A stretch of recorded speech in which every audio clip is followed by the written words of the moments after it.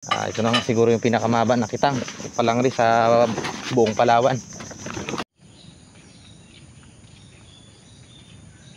Ayan, good morning mga kabrad. Sinsay tayo kitang. Sa nagtatanong pala dyan na kung anong size ng ginagamit namin kitang, ito yung number nito mga kabrad ng kawil na ginagamit namin 557, at yung tansi na ginagamit namin 60 mga kabrad. Yung luay yung ganito, yan, ganito 60 yung number ng 557. Mustad, brand Mustad. Tsaka ito 80 na mainline bayan.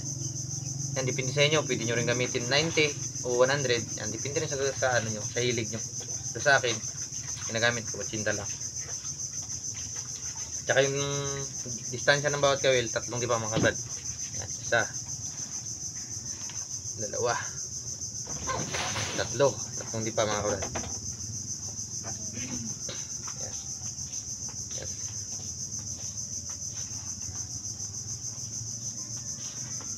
Ayan mga kabrad. Yung tansi, depende sa size ng hilig nyo rin. Sa akin ganito lang, okay na.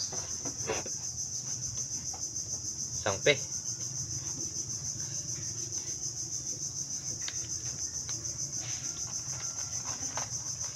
Yan, sinsay mo ito mga kabrad.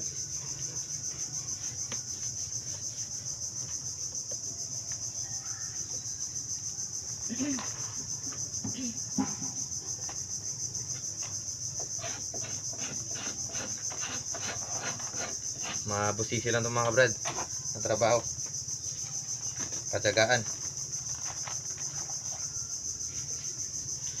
Shout out sa lahat ng mga manigkitang dyan.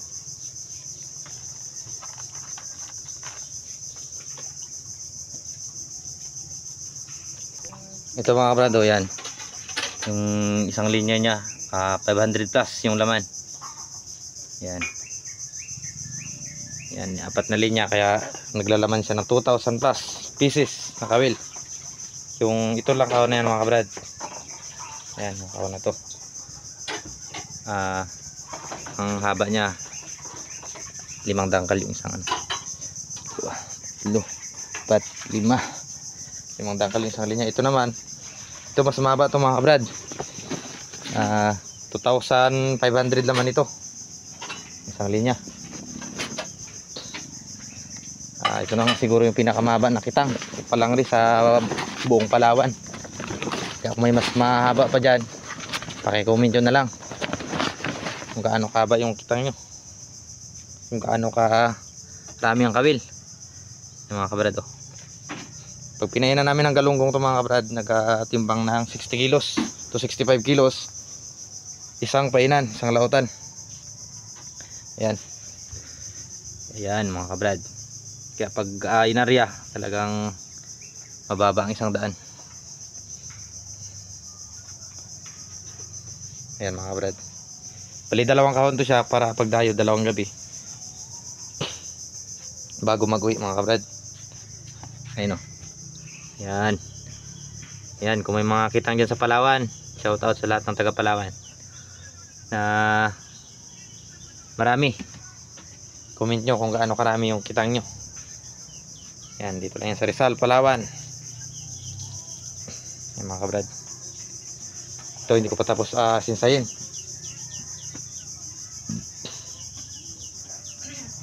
Itong kahon na ito mga kabrad ay may haba na 7.4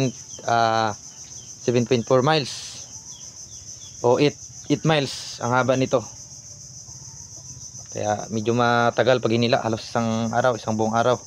Simula kami alas 6 ng umaga hila, naabot kami ng alas 4, alas 3 ng hapon. Sobrang haba. Ayan. Yan mga kabrad. Yan mga kabrado. Yan. Yan yung distansya ng bawat gayat ng kawil. Halos tingnan mo siya, halos patong-patong. Pero hindi po yan patong-patong mga kabrad. Talagang ano lang, talagang tikit lang siya masyado. Kasi pag hindi mo siya dinikit ng gayat, hindi mo siya malagyan ng maraming kawil. Tulad nito, nasa 580 yung isang linya nito mga kabrad, hanggang doon. Yan.